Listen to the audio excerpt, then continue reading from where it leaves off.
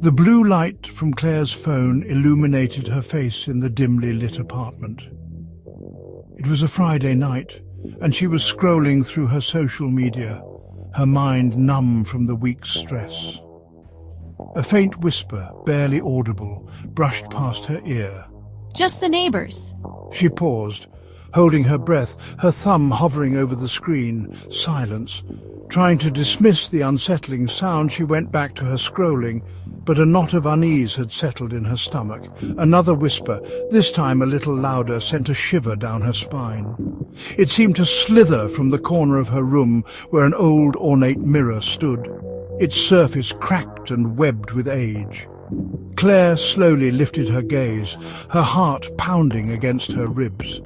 The mirror, a family heirloom, had always seemed a bit eerie, but tonight it felt different, as if it held its breath, watching her.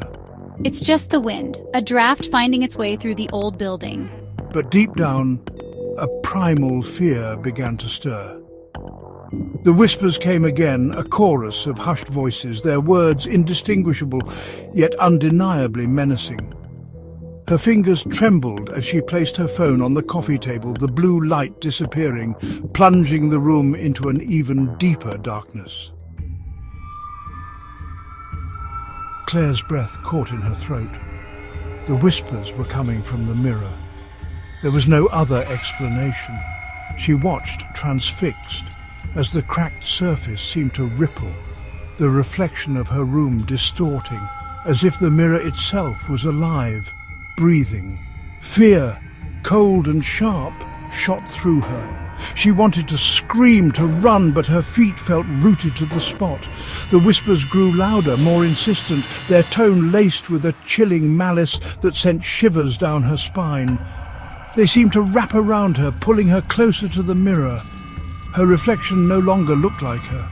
Her eyes were wide with terror, her face pale and drawn, and behind her, within the depths of the mirror, a shadow coalesced. It was shapeless at first, just a dark smudge against the darkness. But as the whispers intensified, the shadow took form, growing more defined, more menacing. Claire stumbled back, her hand flying to her mouth to stifle a scream. The room felt colder now, the air thick with a palpable sense of dread. She was trapped, caught in the gaze of the mirror and the entity that resided within it. Panic surged through Claire. She had to get out, to call for help. Whipping around, she fumbled for her phone, her fingers shaking so badly she could barely grasp it. The whispers followed her, echoing around the room, taunting her.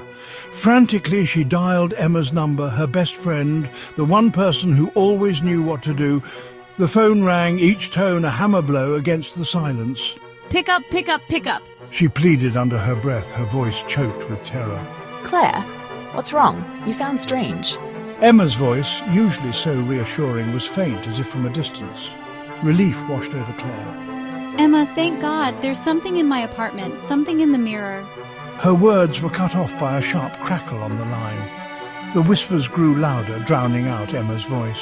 Claire, I can't hear you. What's going on? Emma's voice was a desperate whisper, lost in the cacophony. Then silence.